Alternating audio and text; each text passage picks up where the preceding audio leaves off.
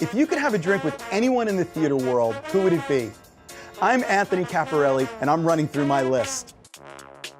Each week, I'll sit down with cast members, bartenders, and personalities from New York's theater district and get a behind-the-scenes look at what it's like to live, work, and play on Broadway. Come have a drink with us on Broadway Bartender. Welcome to Broadway Bartender. My name is Anthony Caporale. We are here at New World Stages in the heart of Manhattan's theater district, home to my show, The Imbible, A Spirited History of Drinking. And you can probably tell I love doing Broadway Bartender, but I am just so happy about this episode because we're going to be talking to one of my personal great friends and someone that I know you are just going to be so excited to meet. And the first drink we're making is by request. It's one of his favorites. It's a daiquiri. Now, we have done a daiquiri before on Broadway Bartender, but this one we're going to do with dark rum. And this is a little bit closer to the original daiquiri. We're going to use Zaya Grand Reserve rum. And what I want is 2 ounces per drink. So that's 4 ounces. And a classic daiquiri, if you haven't had one, doesn't have strawberries in it. There's no blenders involved. It's rum, simple syrup, and lime juice, and that is it. So we're going to add about 1 ounce of simple syrup for this double recipe, which is a ½ ounce per drink, and then some fresh lime juice. And I'm going to do 1 lime per drink. And that last half of the lime, what we call a hull, is going to go in the drink so that the essential oils from the zest can be absorbed by the alcohol and really kick up that lime flavor. And then I'm going to shake this up really, really well. And as always, I want to chill and dilute this. What I'm looking for is frost to form on the tin. Then I know it's at the right temperature and also at the right dilution. And when we have that nice frost on the tin, I'm going to strain this into a martini glass, or what we sometimes call a cocktail glass, and you can see the beautiful color that gives. That's that aged rum, that Zaya Grand Reserve rum, and we're going to garnish this with a fresh lime wedge and serve it to my special guest and also dear, dear friend, Paul Bogaev. Paul, how are you, man? I'm great, and I am. Try that. Oh, yes. All right. Thank you. So very first of all, much. cheers.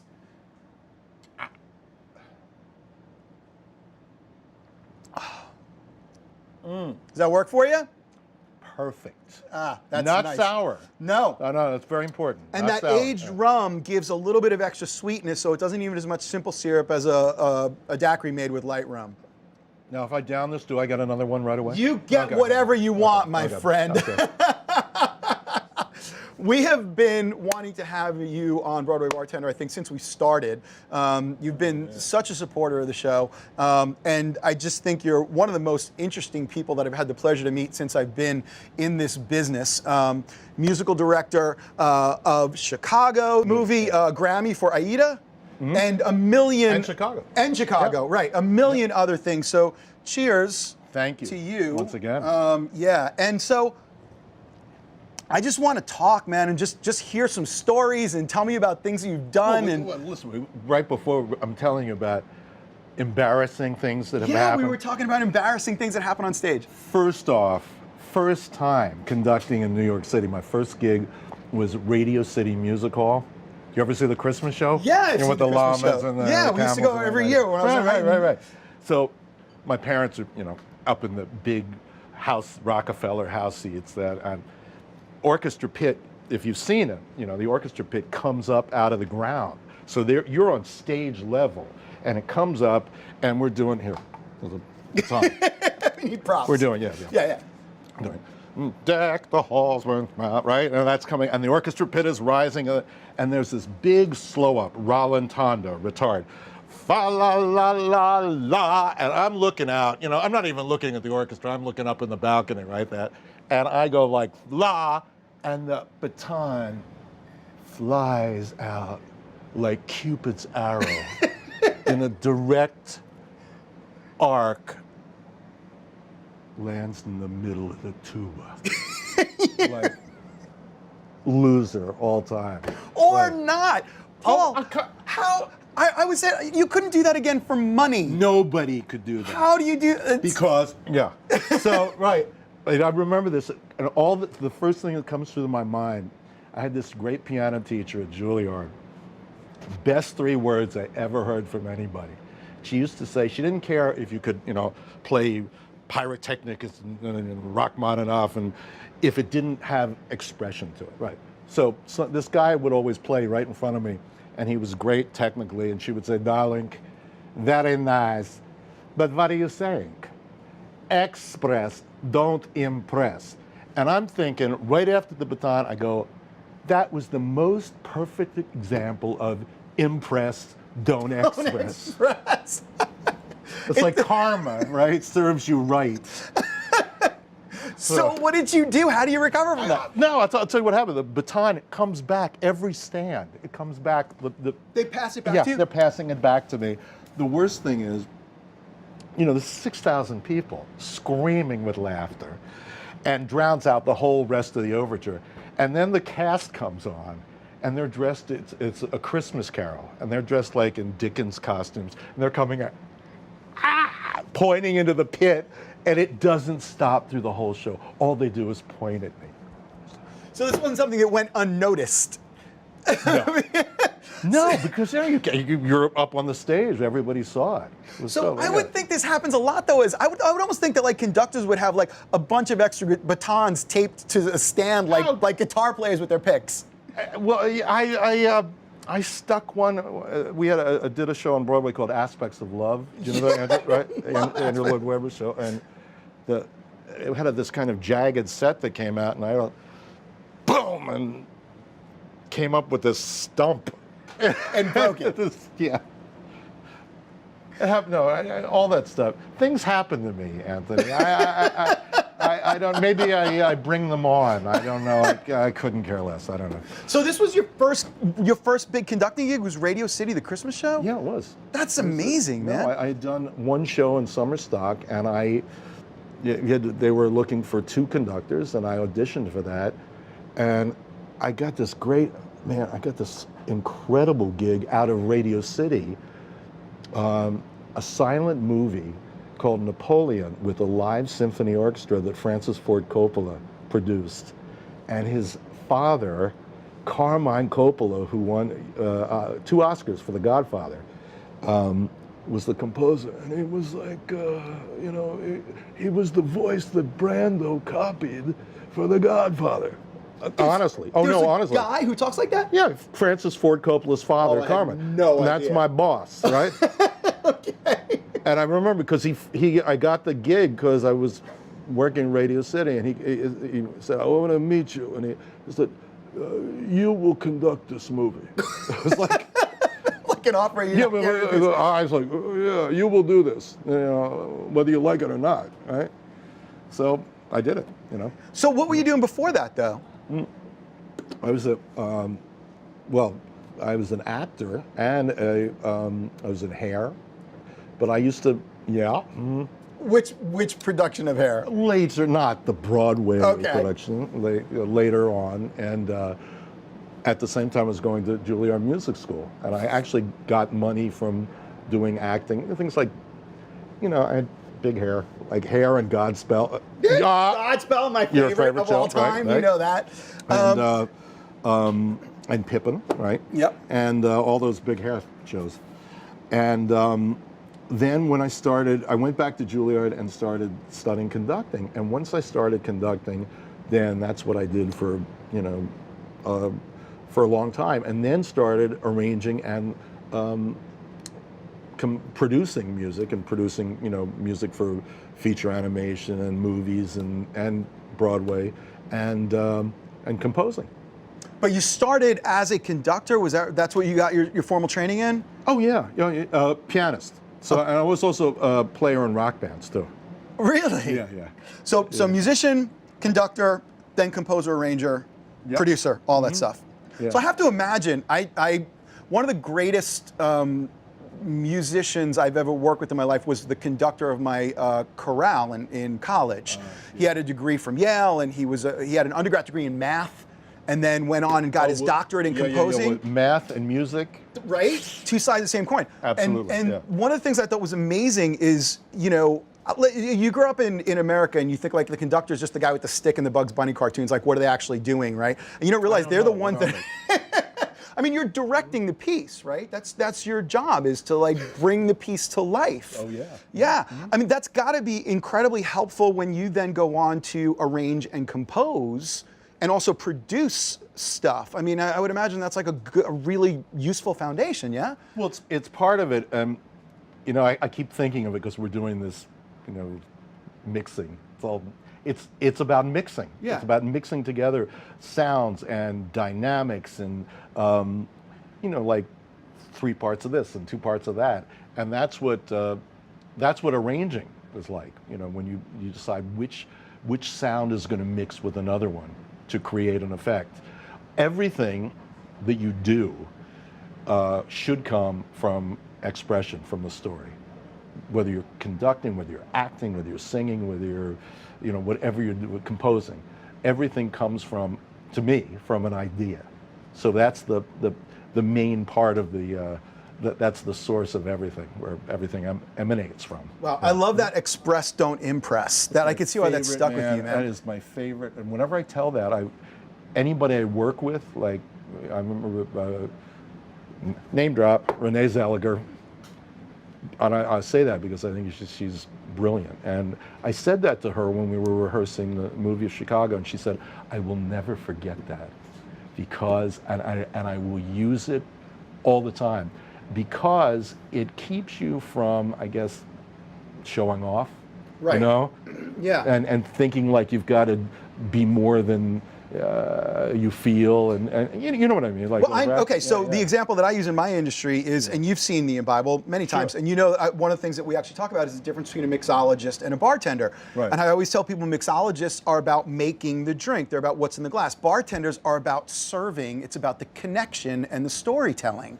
And a good bartender realizes that, yes, what's in the glass has to be outstanding, but the reason you're coming to my bar is because of the story and the experience that you're going to have, right? It's not about the fact that I made a good drink, it's the fact that I'm going to give that to you and share that experience with you in some way. I think there's an analogy there, right? Yes, I feel like I'm at the confessional.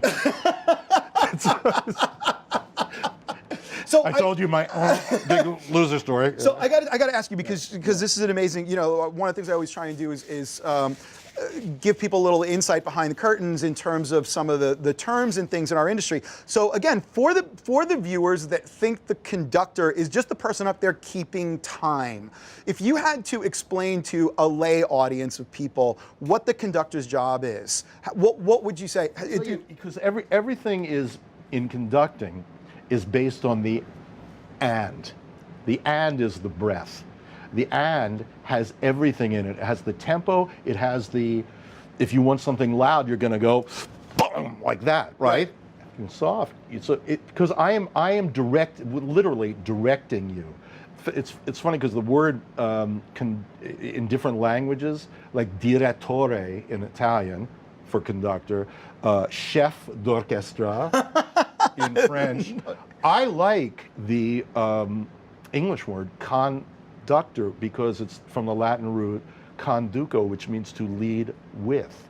And that's the key, because that's, dictating is one thing, but if you're a player, like, you know, and I'm working with you, and you've got, you know, say a French horn, what I'm saying to you is, this is how I want you to play this next phrase. Like that. So everything is in my thought, all the expression, all the story, and I got to get that into you. And I will say, I'm looking at you in the eyes, because that's... You're very good at that. Well, I was told that, and it's Napoleon, I didn't tell you that was the name of the silent movie. Napoleon said that. He said, you look into the eyes of your troops when you want something.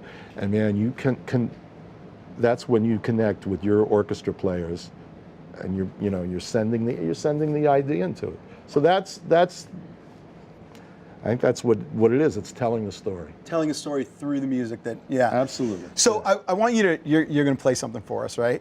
Oh yeah. Okay, good. That's my cocktail. I'm gonna play my composing cocktail for you. Okay, but before you do that, if I can ask you for one more thing. Yeah. Again, so many people might not be familiar with the difference between composing and arranging. So when you write, let's say, a line of music, yeah. where does it leave off between I've written a melodic line and I have arranged a piece? For example. Well, I'm really clear about that because legally you have to be clear about it.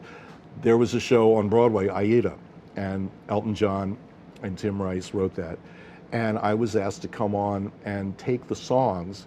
As Elton John said, I am a songwriter. And this is he had Lion King on Broadway, which he wrote quite a few songs for, but this was the first full original score.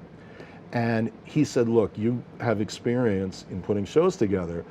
I want you to take this and you have carte blanche, meaning you can take a song and if you hear it a different way, you can do that. And there's some songs that I got demos for in Aida that are entirely different in the score because I decided from the story to rearrange them in a certain way.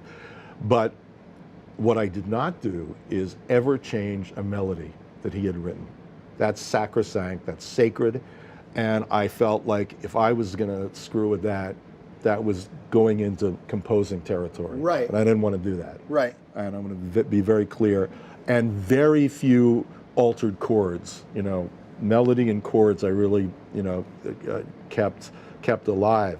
But the song that I'm going to play for you was written for a show called Three Musketeers that played in Europe for about 4 years, very recently, and was produced by the man who built this whole place, New World Stages, the whole complex? Yeah. Company called Stage Entertainment, and he had a show, Three Musketeers, and I was brought on as the arranger of songs that were written by Dutch pop artists. And they needed what's known as, an 11 o'clock number. Yeah. The big number for Milady, who is the villain of the piece, where she begs for her life from her former lover, to be saved from getting hung. So anyway, it was a big dramatic moment. And the actress had done Les Mis, I knew it, and she was brilliant. She could do Les Mis, she did Phantom also. Excuse me. Right. And I was researching the piece as an arranger, and I started playing pieces by a French composer named Francois Couperin, right? And turns out I uncovered a certain theme that I went, oh, that's gonna make a pretty good song. So anyway, I'll show you that later. So that is in turn, I call that my Couperin cocktail. Oh, so that's the song. And what is it about this particular piece that you think makes it analogous to a cocktail? Well, 3 parts Couperin, 1 part Les Mis, 1 part. Don't you talk in parts? I do. Yeah, I do talk in parts. 1 part Phantom and a little Fantine, right? And you're going to explain all that to us? Oh yeah. Well, you'll hear it. You'll hear it. I can't wait. Yeah. Okay, so you promised me a Richard Gere story before or after? Oh, okay. Another one. Yeah. Oh, yeah.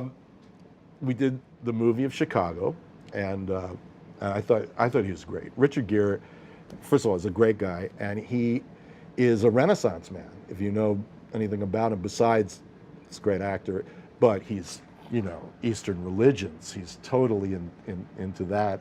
Plus, he is an amazing musician. He plays about 8 instruments. Really? Oh yeah. I did not know that. Like blues guitar. He played with Van Morrison's band. He's that good. And he's also an avid photographer and collector of very famous photographs. So one day we're in rehearsal in Toronto, and he asked me just out of the blue, he goes, "Who's your favorite composer?" And I said, Aaron Copland. I love Aaron Copland. It just touches me. So he was like, "Oh, I don't," it was kind of, I don't know much about him. He's okay, right? I was like, You don't say okay to me about Aaron Copland. It's like them's fighting words. I said, no, he's really good. Anyway, so about two months later, my wife calls me. She said, you rate. And I said, why? She said, you got a Christmas present from Richard Gere. Did you tell him that you liked Aaron Copland? And I said, yeah, I told him I like Aaron Copland. She said, he sent you this like beautiful 8x10 photograph. It says, love Richard. And she was a very accomplished composer, and she knew Aaron Copland, Leonard Bernstein. She said, he's very old, looked like right at the end of his, and all you see is his face. It's kind of, he looks like he's in black, and looks like he's next to a black piano. You could hardly tell, but it's a very arty photograph. Oh my God. So I go out, and I get this like $200 frame for this thing. You know, it's going to be on the mantelpiece, and so I got to call him up to thank him. So I call him up, and I said, Richard, thank you so much for that Christmas present. And he was so like, he's very, very self-effacing.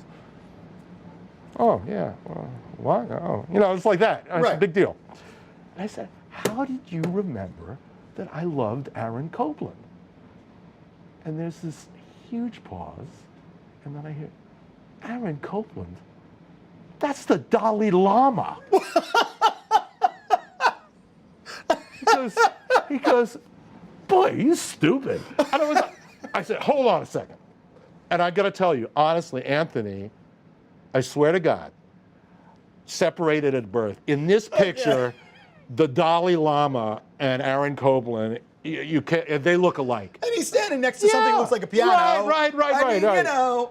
Right. So the weird thing is, and I realized, love Richard. Oh, there are like 1,200 of these that he sent out to everybody. The caterer, the grips, anybody, you know, big deal. So if you like, if you would, before I put it on eBay, if you would care for a, you know, stamped, autographed thing of Richard Gere, of the Dalai Lama. If you don't mind, not that I have anything against. If you don't mind writing on it to Anthony Love Aaron, that would be great. Absolutely. Okay. Love Paul. You can have my. If everyone's not Googling Dalai Lama and Aaron Copland right now, I'm going to be amazed, because I'm going to do that as soon as I get off set. Boy, you stupid. Thanks. All right. You feel like playing a song? Well, of course. Of course. Of course. I feel like another daiquiri. I'm going to make you, actually, when we come back, you're going to make me a drink. Daiquiri? Margarita? Margarita. All right. You got All right. it. Okay. Let's do it. All right, Paul, what are you going to play for us? Well, we were talking about this Three Musketeers and this piece by Couperin. Right. And I had done a movie called, well, it ended up being called The Emperor's New Groove. You know that, right? Familiar with it, yes. Right. It started out being called The Kingdom of the Sun. It was a very serious picture. And Sting wrote these great songs for it. And I found out from the guy he wrote with that he had done a movie of Three Musketeers before the stage show that I'd done. And that piece that I told you about, the Couperin, he actually said, oh, he had the same idea. That would make a good song, but he never did anything with it. Okay. Thank God. So anyway, I was telling you about, so I'm researching this, you know, to get ideas for arranging from the period. And I'm looking through this guy's book, Francois Couperin, and it's this thing called Les Barricades Mystérieuses, which I botched the pronunciation of. Okay. But it goes like this.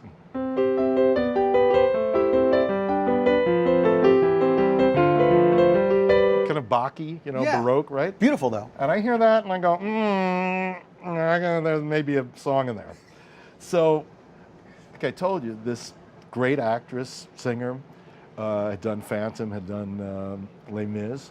So I wrote this verse that's kind of phantom-y.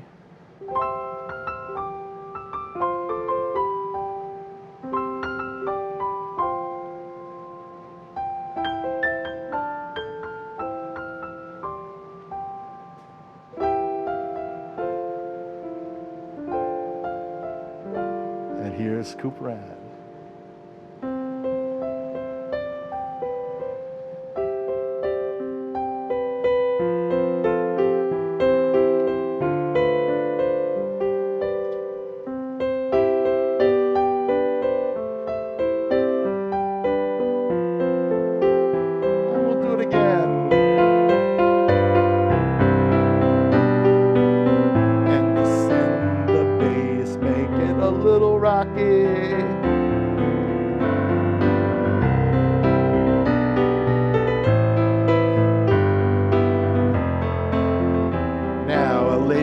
inspired bridge. Not stolen, but inspired.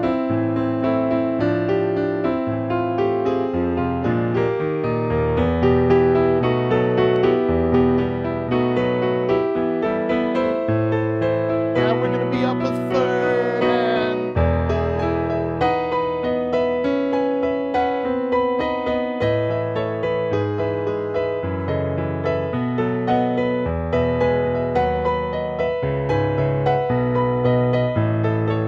yeah, she's getting really dramatic here and bring back the verse.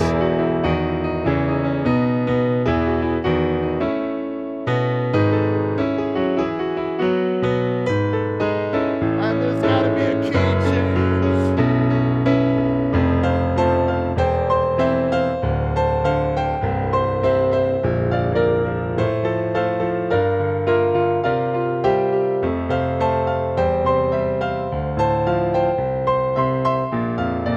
And getting to the end. She's gonna hit a high note.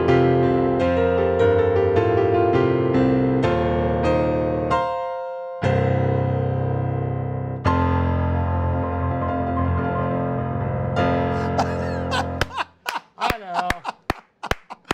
Paul Bogaev big, on pretty big. Broadway Bartender. Music as cocktail, dude. I get it. Couperin cocktail. I Right. get it, man. Yeah. Wow. Parts of one thing, parts of another mixed together. Oh, I yes. mean, that's so unbelievable to watch. First of all, to watch you play, but to hear it explained that way. Paul, That's it, man. thank you. Okay, I'm not just going to thank you in words. How about a little gift for coming on Broadway Bartender? A little Krista Head vodka for you? Oh, Yeah? packaging. And like you said, I'm a sucker for packaging. express I don't not- care what it tastes like. express not It impress. looks good. Taste the liquid. It's that good. Vodka, man. Oh, great. Thank you. Thank you No, so much. Paul, what a pleasure, my friend. That was incredible. Hey, you feel like making me a drink? Yes. Yes. Let's head back to the bar. You got it. Paul, that was amazing. That was one of the highlights of my life, let alone Broadway What? Bartender. Dude, you're just, Get outta I here. mean, come on. Get outta here. You're fantastic. Okay, so, ready to make a drink? Yeah. All right, so margarita. This is another one of your favorites? Awesome. My absolute favorite. Absolute favorite. Yeah. Mhm. Good. So right under the bar, we have a bottle of Corlejo tequila right there on your right. That is it. That's it? Yeah, that's it. So we're going to do about 2 ounces of tequila. So you're just going to turn it up and you're going to do an 8 count. Yeah, that's going to give us Oh my God. 2 ounces each. Okay. Yeah, you got it, man. Where do I put it? Right into this tin. And I already have ice in there for you. Okay. So there's the spout. It's going to come out that way. So is just it eight, turn like it up. 1/1000, that kind of thing? Yeah. Okay.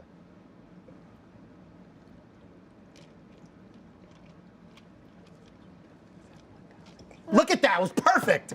I love And it. the lips are moving. Yeah. So now normally we would do, you can put that back in the rail. We would normally do like triple sec or something like that, but I'm going to kick this up for you. And we have a little Fernet Branca under there, which is just a lovely, lovely, spicy, wonderful, beautiful liqueur. And we're going to do a 2 count of that, which is about a ½ ounce each. So same thing. A little bit more. Yeah, normally you want the bottle like straight up and down. There you go, Oh. perfect. Good, good, good. You just, yeah, it doesn't matter.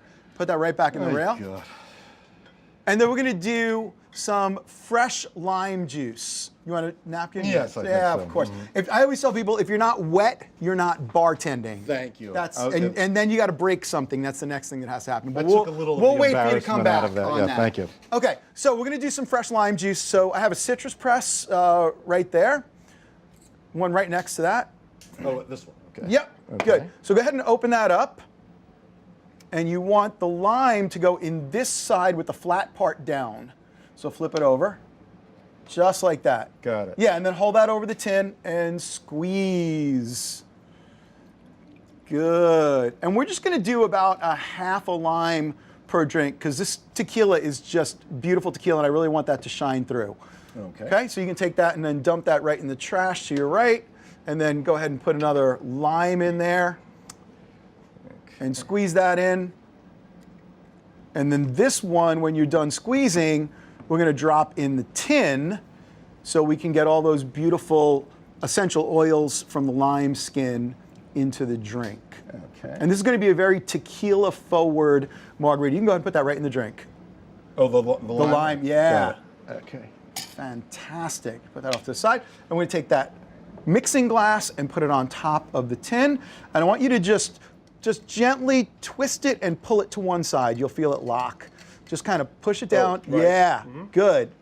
Good. Okay. There you go. And There just you kind of give it go. a twist and kind of push down on it.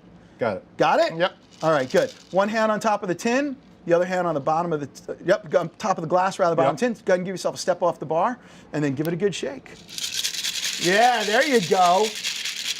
Good, really kind of get Percussion, some, yeah. get some Yeah, a good. little percussion. Yeah, percussion in there. Good job. Nicely done. Okay. All right, so you can go ahead and take that glass off. Just give it a little twist. There you go. And we have the strainer, which goes on top of the tin with the spring side down. Yep. And then you're going to take this hand and make a gun, just like that, and take the barrel of the gun and put it right here, right outside of that tab. Yeah, and then just take those other fingers, wrap it around, and you can strain it into our 2 glasses with ice. Teacher. Hey, I know. think, Yeah, when I have to as do far this, as you know. All right, and go ahead and just strain it right into there. Okay, right in here? Right in there. Right over the mint. Like there? Yeah, Okay. right, just like that. And you're going to take the rest and put it into that one. Damn. And this is our Fernet margarita with a little mint garnish, which I think goes really well with the Fernet Branca. And there you go, my friend. Oh, Cheers to that and see what you think. Thank you. Ooh, you get that nice mint on the nose? I've never had mint in a margarita. Yeah. It's Now nice. we talked about salt, We right? did, yeah, we Because did. I usually order it with A lot of cone salt. on. Yeah, so one of the things that salt does is it actually, so we always say in cooking, a little bit of salt enhances flavor. Right. A lot of salt hides flavor. So one of the reasons why, especially in fast food, they'll load it up with salt is because as long as we're tasting salt, we're happy, but we're not tasting anything else.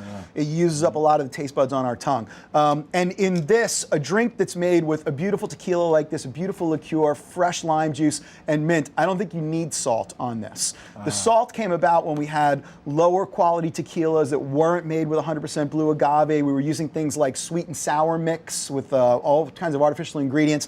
And then you would just put all kinds of salt on it, didn't really care what the drink tasted like because you were just tasting the salt. That's why I had the salt. Yeah, it also made you thirsty, so you would drink a lot more. Yeah. But that's not why we're drinking. I'm not making you this so you have 10 of them. I'm making this so you have 1 or 2 or as many as you want, but it's up to you. But I want you to enjoy the taste of the ingredients in the glass. Now, So- where'd you get the idea for the mint in it? So the mint, as I said, I think goes really, really well with the Fernet Branca liqueur that we're using. And I also think it gives a real nice brightness. And you know, for things like lime and lemon, very often if you want to pair a common herb with them, we pair mint. It's easy to get. But I'll tell you another thing that works really well with this drink is basil.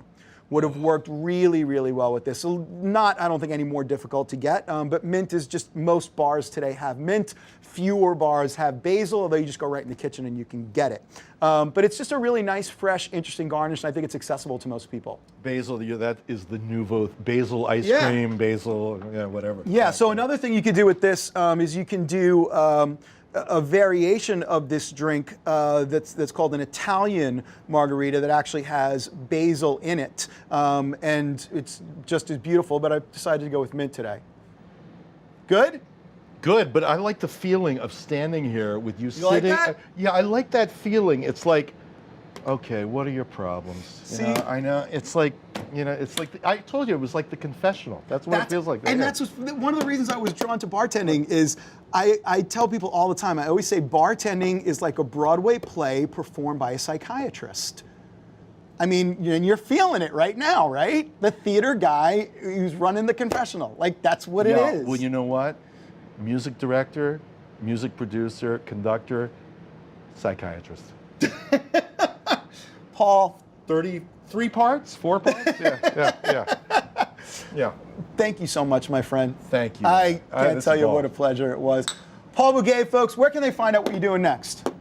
Well, the next Broadway show Yeah. is called, oddly enough, Viva Mixtia, Mixtia. which is the mix of Spanish music through 500 years, from Africa and Gypsy through West Indies, and it is written by the man who wrote Fela, if you know that show, Yeah. which I thought was brilliant. And we're working on that. I have a great composer, Venezuelan guy named Cesar Orozco, and I'm doing a K-pop music. I'm going to Korea to do produce a K-pop musical in the fall. What's it called? It's called Sandglass. You really are all about music and composing as cocktails, as mixes, man. That's yes. amazing. Oh yes, that's what it is. I love it. Yeah. Website? Anything you want to promote? People find you, or just come see your stuff? We have also a few things. PaulBogaev.com, and there are a few things on that. you could Okay, say. check it out, folks. I can't tell you again, what a pleasure, Paul. Thank you so much. Thank you. Folks, thanks for watching. As always, you can check us out on BroadwayBartender.com for recipes and links. Tune in next week. Drink well, drink responsibly. Cheers, my friend. Amen.